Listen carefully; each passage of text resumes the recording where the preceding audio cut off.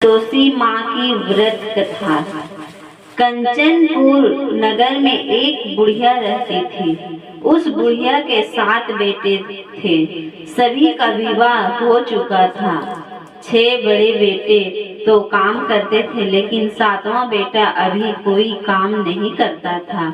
सुबह उठकर स्नान से निवृत्त होकर 6 बेटे रसोई में बैठकर भोजन करते और फिर अपने काम पर चले जाते थे।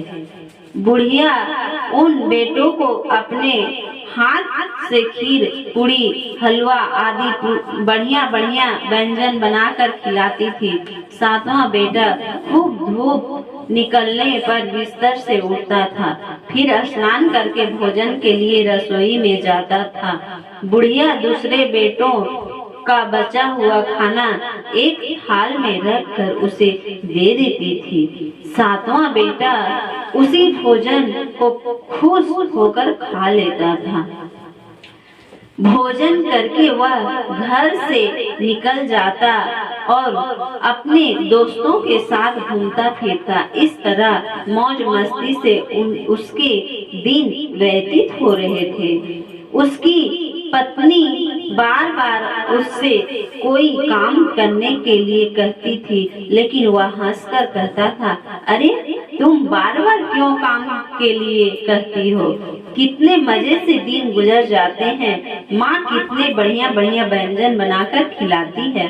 तब उसकी पत्नी क्रोधित होकर कहती, माँ तुझे बढ़िया बढ़िया व्यंजन बनाकर खिलाती, बल्कि सबका बचा हुआ झूठा भोजन खिलाती है।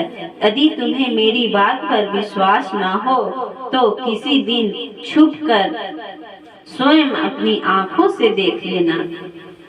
अपनी पत्नी की बात पर उसे यकीन न था, लेकिन एक दिन इस बात की सच्चाई जानने का निर्णय करके वह सिर दर्द का बहाना बनाकर एक चादर ओढ़कर रसोई में ही सो गया।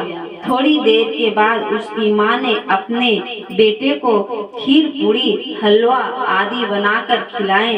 भोजन के बाद उन्हें लड्डू खाने को दिए। भोजन करके वह अपने काम पर चले गए।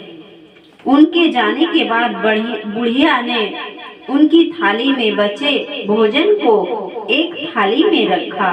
बचे हुए लड्डुओं को टुकड़े को एकत्र करके दोबारा लड्डू बनाए। उसके बाद बुढ़िया ने 7वें बेटे को भोजन करने के लिए कहा। उसने सोते हुए चादर के नीचे से सब कुछ देख लिया था। वह उठकर बोला, माँ मुझे भूख नहीं है, मैं परदेश जा रहा हूँ। बुढ़िया ने कहा, कल जाता हो तो आज ही चला जा। बुढ़िया के कठोर वचन सुनकर वह तुरंत परदेश जाने की तैयारी करने लगा। चलने से पहले वह अपनी पत्नी के पास गया। उसकी पत्नी गौशाला में गोबर के कंडे पात रही थी। उसने जाकर अपनी पत्नी से कहा, हम जाए परदेश को आवेंगे कुछ काल, तुम रहियो संतोष से धर्म अपना पाल। अपने पति के वचन सुनकर कुछ गंभीर स्वर में पत्नी बोली, 2 निशानी अपनी देख धरो मैं धीर, सुधी मती हमरी बिसरियो रखियो मन गंभीर। अपनी पत्नी के वचन सुनकर वह बोला, मेरे पास निशानी के लिए बस यह एक अंगूठी है, इसे अपने पास रख लो। लेकिन अब तुम भी अपने कोई निशानी मुझे दे दो, ताकि परदेश में उस निशानी को देखकर तुम्हें याद कर सकूं। अपने पति की बात सुनकर वह बोली, नाथ मेरे पास निशानी के लिए कुछ भी नहीं है। फिर कुछ सोचकर उसने गोबर के हाथ से उसकी पीठ पर थाप लगा दी।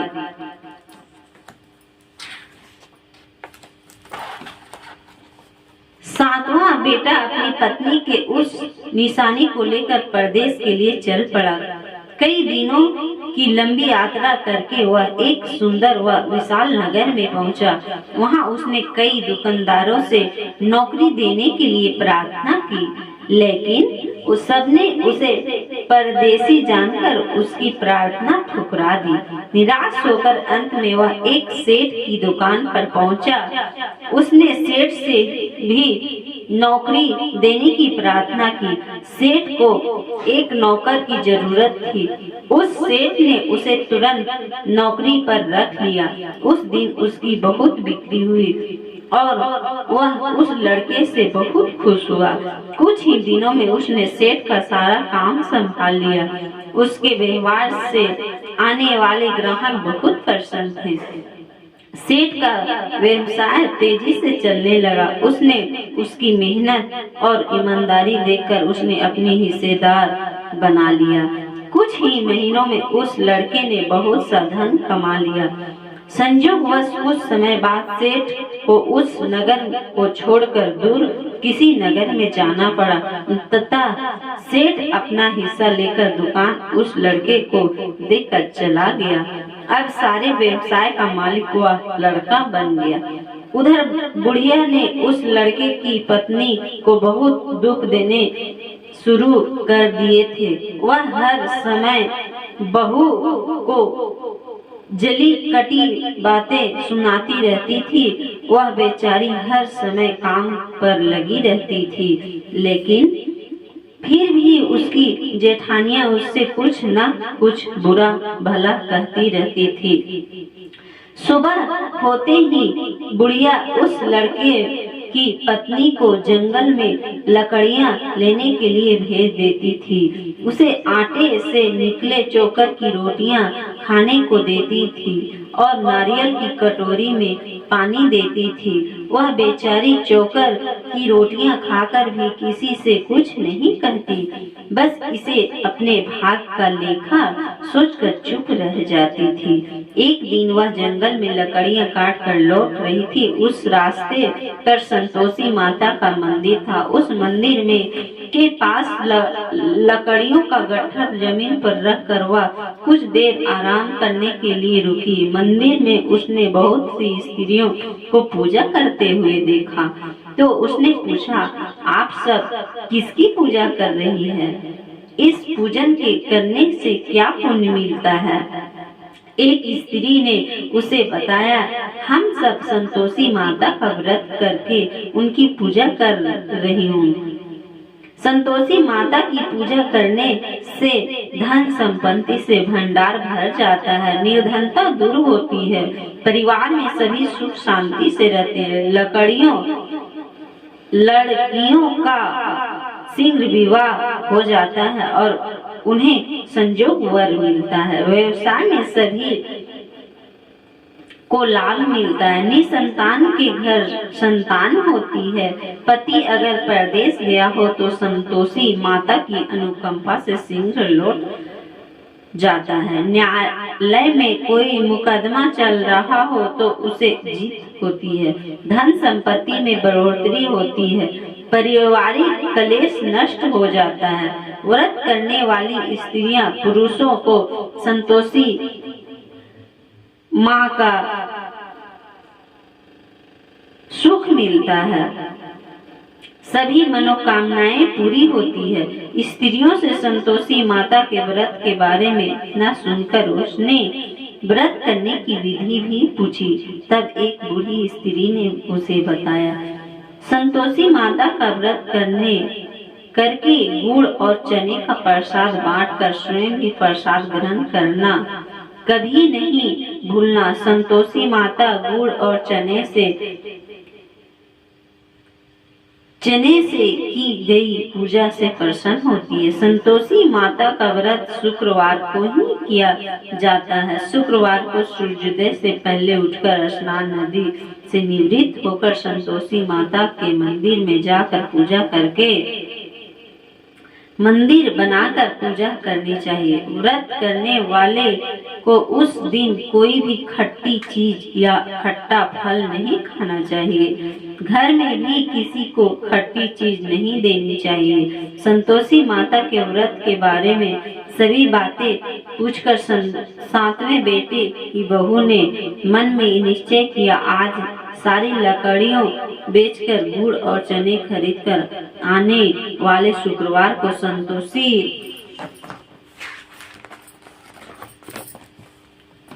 माता का पूजन अवश्य करूंगी। उसी दिन उसने लकड़ियां बेचकर गुड़ और चने खरीदे। शुक्रवार को सूर्योदय से पूर्व उठकर उसने स्नान आदि किया। फिर एक कलश में स्वयं व ताजा जल भरकर चने और गुड़ के साथ जंगल की ओर चल पड़ी। रास्ते में संतोषी माता का मंदिर में जाकर उसने संतोषी माता की विधिवत पूजा की और व्रत कथा सुनी। फिर संतोषी माता के चरणों में सिर रखकर प्रार्थना की, हे माता, मेरे कष्ट दूर करो, मैं हमेशा तुम्हारी पूजा करूंगी। मेरा पति परदेश से सकुशल लौट आए। संतोषी माता का स्मरण करते हुए उसने आसपास वालों को गुड़ और चने का प्रसाद बांटकर थोड़ा सा प्रसाद स्वयं भी ग्रहण किया। इस प्रकार सातवें बेटे की बहू ने हर शुक्रवार को संतोषी माता का विधिवत व्रत करना आरंभ कर दिया। दूसरे शुक्रवार को उसने व्रत किया तो उसके पास पति का पत्र आ गया। तीसरे शुक्रवार को पति का भेजा हुआ रुपया आ गया। इस घर पर घर के लोग उससे ईर्ष्या करने लगे। जेठानियां ताने देने लगी, अरे अब तो पति के पत्र आने लगे, रुपया भी आने लगे। घर के बच्चे भी बार बार कहने लगे, अब तो चाची के पास रुपया आने लगा है, अब तो वह किसी से सीधे मुंह बात भी नहीं करेगी। वह बेचारी सबके ताने सुनकर चुप रह जाती थी। वह हर शुक्रवार को संतोषी माता के मंदिर में व्रत करने और कथा सुनने के बाद उनके चरणों में सिर रखकर प्रार्थना करती थी, हे माता, मेरे आपसे धन नहीं मांगा था, मैंने तो अपने पति का सकुशल लौटने की प्रार्थना की थी। एक दिन उसकी प्रार्थना सुनकर संतोषी माँ ने प्रसन्न होकर कहा, जा बेटी, तेरी मनोकामना पूरी होगी, तेरा पति शीघ्र ही घर लौटेगा। वह बेचारी संतोषी माता के वचन सुनकर खुशी खुशी घर लौटी। उधर सातवां बेटा दुकानदारी में इतना व्यस्त हो चुका था कि उसे पत्नी और घर का कोई स्मरण नहीं रहा था। दुकान के काम से उसे फुर्सत नहीं मिली थी। संतोषी माता उस बेटे की इतनी व्यस्तता देखकर बहुत परेशान हुई। तब बहुत सोचकर संतोषी माँ ने उस बेटे को स्वप्न में दर्शन देकर कहा, धानी साहूकार सो रहा है या जाग रहा है? वह बोला, हे माता, मैं जाग नहीं रहा हूँ और सो भी नहीं रहा, आप मेरे लिए आज्ञा करें। संतोषी माता ने कहा, तूने परदेश में आकर इतना धन कमाया, पर क्या तुझे अपनी पत्नी की भी कुछ स्मरण है? उसने कहा, हे माता, मुझे अपनी पत्नी का तो स्मरण है, लेकिन इस दुकान से कहीं जाने का मुझे अवकाश ही नहीं मिलता है। अब देखो ना, सारा रुपया व्यवसाय में लगा हुआ है, जब तक सारा रुपया वापस नहीं आ जाता, मैं अपने घर कैसे जा सकता हूँ? संतोषी माता ने कहा, कल सुबह उठकर संतोषी माता का नाम लेकर मंदिर में घी का दीपक जलाकर पूजा करना और फिर दुकान पर जाकर संतोषी माता के नाम का दीपक जलाकर प्रणाम करके काम शुरू करना। शाम होते होते उधार दिया धन लौट जाएगा। इतना कहकर संतोषी माता उसके स्वप्न से अंतर ध्यान हो गई। सुबह उठकर उसने अपने मित्रों से स्वप्न की बात कही। वे सब उनका मजाक उड़ाने लगे, लेकिन उसका मन नहीं माना। उसने संतोषी माता पर विश्वास करके मंदिर में जाकर घी का दीपक जलाया। दुकान पर भी दीपक जलाकर संतोषी माता का स्मरण करके काम शुरू किया। उस दीन संतोषी माता की अनुकंपा से सचमुच चमत्कार हो गया। उधार सामान ले गए लोग जल्दी जल्दी रुपया लौटाने आने लगे। देखते ही देखते रुपये की ढेर लग गया। शाम तक सारा धन लौट आया। दुकान का सारा सामान भी हाथों हाथ बिक गया। तब संतोषी माँ को नमस्कार करके वह अपने घर लौटने की तैयारी करने लगा। उधर सातवें बेटे की पत्नी प्रतिदिन की तरह जंगल में लकड़ियां काटकर घर की ओर लौट रही थी। लकड़ियों का बोझ अधिक होने के कारण उसने मंदिर के पास गट्ठर उतार कर मंदिर के चबूतरे पर बैठकर थोड़ा सा विश्राम किया। तभी उसे दूर से धूल उड़ती दिखाई दी। उसने संतोषी माता से पूछा, हे माता, आज यह धूल कैसी उड़ रही है? माँ ने प्रसन्न होते हुए कहा, आज तुझे मेरी पूजा का फल मिलेगा। तेरा पति परदेश से लौट रहा है। यह धूल उसके लौटने से उड़ रही है। अब तू इन लकड़ियों के 3 हिस्से कर ले। एक हिस्सा नदी के किनारे रख, दूसरा हिस्सा मंदिर में रख दे और तीसरे हिस्से को सिर पर रखकर घर ले जा। तेरा पति लकड़ियां देखकर रुकेगा। लकड़ियां जलाकर भोजन बनाकर खाएगा और फिर घर जाएगा। तू घर पहुंचकर लकड़ियों का गट्ठर आंगन में डालकर कहना, सासू जी, लकड़ियों का गट्ठर ले आई हूँ। चोकर की रोटियां और नारियल की कटोरी में पानी दे दो। फिर पूछना, आज घर में मेहमान कौन आया है? संतोषी माता की बातें सुनकर वह खुश होती हुई घर की ओर चल पड़ी। कुछ देर बाद उसका पति वहां पहुंचा और लकड़ियां का ढेर देखकर उसने भोजन बनाकर खाया। फिर कुछ देर विश्राम करके घर पहुंचा। उधर बहू ने लकड़ियों का गट्ठर जमीन पर डालते हुए जोर से आवाज लगाई, सासू जी, लकड़ियां ले लो, चोकर की रोटियां दे दो, नारियल की कटोरी में पानी दे दो। आज घर में कौन मेहमान आया है? यह सुनकर उसकी बुढ़िया सास बोली, बहू, ऐसा क्यों कहती है? तेरा पति ही तो परदेश से आया। नहा धोकर मीठी खीर खा, नए कपड़े पहनकर पति के पास बैठ। उसके पति के कैमरे की खिड़की से सब कुछ देखा और सुना। उसने कैमरे से बाहर आकर भिखारी की तरह खड़ी अपनी पत्नी को देखकर कहा, माँ, यह औरत कौन है? माँ ने कहा, बेटे, यह तेरी बहू है। जब से तू परदेश गया तभी से इसने ऐसा हाल बना रखा है। सारा दिन गांव में ऐसे ही जानवरों की तरह घूमती फिरती है। घर का कोई काम नहीं करती और नारियल की कटोरी में पानी मांग रही है। सातवां बेटा गंभीर होकर बोला, माँ, मैंने इसकी सारी बातें स्वयं अपने कानों से सुनी है।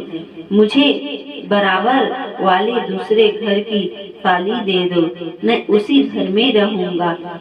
बुढ़िया माँ ने उस बेटे को दूसरे घर की ताली दे दी। वह अपनी पत्नी के साथ उस घर में आनंद से रहने लगा।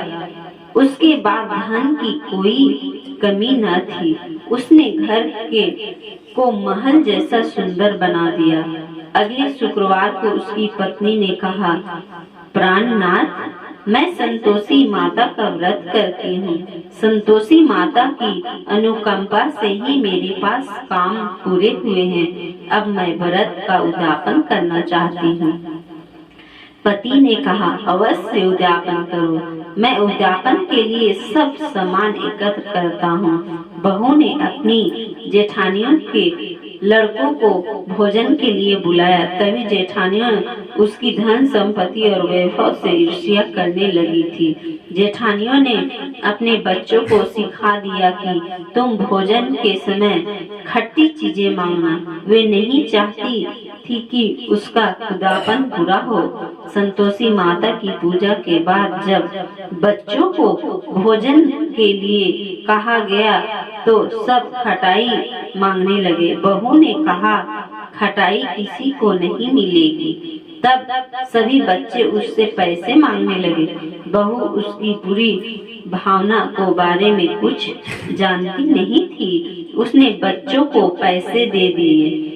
बच्चे दौड़ते हुए बाजार में गए, इमली लेकर खाने लगे। बच्चों को पैसे देने और उसको इमली खाने से संतोषी माता क्रोधित हो गई। उनकी प्रकोप से उसी समय राजा के सैनिक सातवें बेटे को दुकान पर पहुँचे और उसने पकड़ कर ले गए। भोली बहू रोने लगी। जेठानियां ताने देने लगी, अरे बेईमानी से कमा कर धन लाया था, इसलिए राजा के सैनिक पकड़ कर ले गए। अब बंदी गृह में रहना पड़ेगा, साथ ही राजा सारा धन भी छीन लेगा। सातवें बेटी की बहू रोती हुई संतोषी माता के मंदिर में गई और उनके चरणों में सिर रखकर प्रार्थना करने लगी। हे संतोषी माता, मुझसे कौन सी भूल हुई? आपने किस अपराध की इतनी बड़ी सजा दी?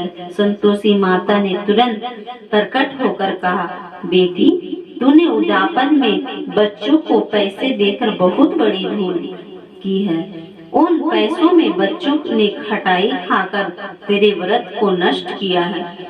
बहू रोते रोते बोली, माँ, मुझे क्षमा कर दो। मैं बच्चों की बातों में यह सब भूल